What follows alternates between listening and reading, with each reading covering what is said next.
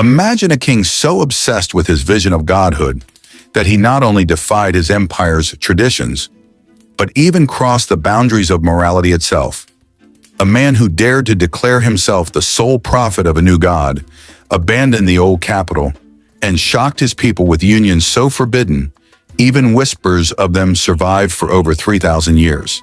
This is the story of Pharaoh Akhenaten, the heretic king of Egypt, and his scandalous marriage to his own daughters. Akhenaten's tale begins not with triumph, but with rebellion. Born as Amenhotep IV, he inherited the throne of Egypt's golden dynasty, the 18th dynasty, when the empire was at the height of its power. But he was unlike any pharaoh before him. While his ancestors worshipped a pantheon of gods led by Amun-Ra, Akhenaten became obsessed with one deity alone, the Aten, the sun disk, which he claimed was the true god above all others. From the moment he took power, he began dismantling centuries of religion. Temples to Amun were shut down, priests stripped of power, and a new capital city, Akhenaten, now called Amarna, was carved into the desert, dedicated entirely to his sun god. It was a radical experiment in monotheism, centuries before Christianity or Islam. But Akhenaten's reforms didn't stop at religion. His personal life was just as shocking. At his side stood the legendary Queen Nefertiti, one of the most famous women of the ancient world. Together they presented themselves not just as rulers, but as divine figures chosen by Aten himself. Their statues showed them in strange, exaggerated forms, long faces, swollen bellies, and delicate limbs, breaking all artistic traditions of Egyptian kingship. It was as though Akhenaten wanted to be remembered not as a man, but as something almost alien. Nefertiti and Akhenaten had 6 daughters, and it was here, within the walls of his royal palace, that whispers of scandal began. Unlike other pharaohs who married foreign princesses or noble women to secure alliances, Akhenaten turned inward, literally. Historical evidence suggests that he arranged marriages with his own daughters, most notably Akhenaten, Meritaten, and Akhenaten, the girl who would later become known as the wife of Tutankhamun. Why would a king do such a thing? To the ancient Egyptians, the royal bloodline was divine. Pharaohs often married their sisters to keep the blood pure, but Akhenaten's decision to take his daughters as brides pushed this idea to its most extreme form. To him, it wasn't just about purity, it was about creating a divine family, a living embodiment of Aten's chosen lineage. Carvings from Amarna show Akhenaten's daughters in unusually intimate scenes with their father, sitting on his lap, embraced, even sharing the kind of physical closeness usually reserved for a queen. In one heartbreaking relief, the death of his second daughter, Akhenaten, is depicted. Scholars believe she may have died in childbirth, with Akhenaten himself as the likely father. If true, it would mean the heretic king had taken his obsession so far that it cost his own child her life. But Akhenaten was not finished. His eldest daughter, Meritaten, was given titles of Great Royal Wife, a position usually reserved for the chief queen, essentially replacing her own mother, Nefertiti. Another daughter, Akhenaten, was rumored to have also been married to her father, before later being wed to her half-brother, Tutankhamun.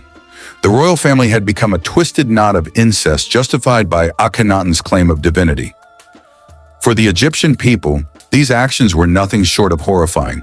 Already outraged by his religious revolution, they now watched in disgust as their king broke even the most sacred boundaries of family and morality. Whispers spread that the pharaoh had gone mad. His new capital, Amarna, became a city of isolation, cut off from tradition and shunned by much of the empire. And yet within those walls, Akhenaten's family was presented as the perfect image of divine harmony. Sun rays carved in stone poured down from the Aten, touching the faces of Akhenaten, Nefertiti, and their daughters. To outsiders, it was propaganda. To Akhenaten, it was destiny. But destiny has a way of collapsing when built on sand. After nearly 2 decades of rule, Akhenaten died, leaving behind chaos. His religious revolution unraveled almost overnight. The priests of Amun regained power, the capital at Amarna was abandoned, and his monuments were smashed, his name chiseled out, as if Egypt wanted to erase the memory of the heretic king forever. His daughters' fates remain shrouded in mystery. Some may have died young, like Akhenaten. Others, like Akhenaten, were forced into political marriages, such as with Tutankhamun, in an attempt to stabilize the dynasty. But their lives carried the heavy shadow of their father's choices, a legacy of scandal and sorrow. Even Nefertiti herself disappears from history's records during Akhenaten's final years.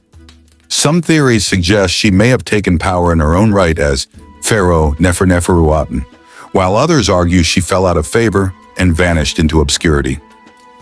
The truth remains hidden in the shifting sands of Amarna. Yet Akhenaten's forbidden unions left behind more than scandal. They became part of the mystery that surrounds one of history's most unusual rulers. Was he a visionary prophet, centuries ahead of his time?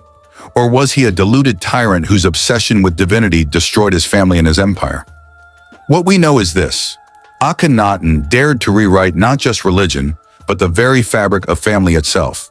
And for that, his memory was cursed, buried, and nearly lost, until modern archaeology uncovered the ruins of Amarna and the shocking secrets carved into its walls.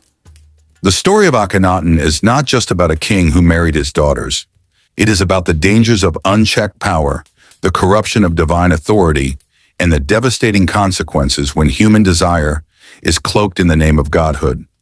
His experiment in monotheism was centuries ahead of its time, but his forbidden unions ensured that his legacy would always be tainted by scandal. More than 3,000 years later, the world still debates his life, his faith, and his sins.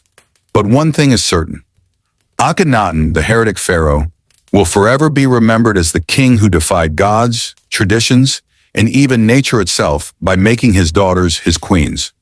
And if you found this story as shocking as I did, make sure to subscribe for more dark and hidden chapters of history. Stories of kings, queens, and empires that changed the world in ways we can barely imagine.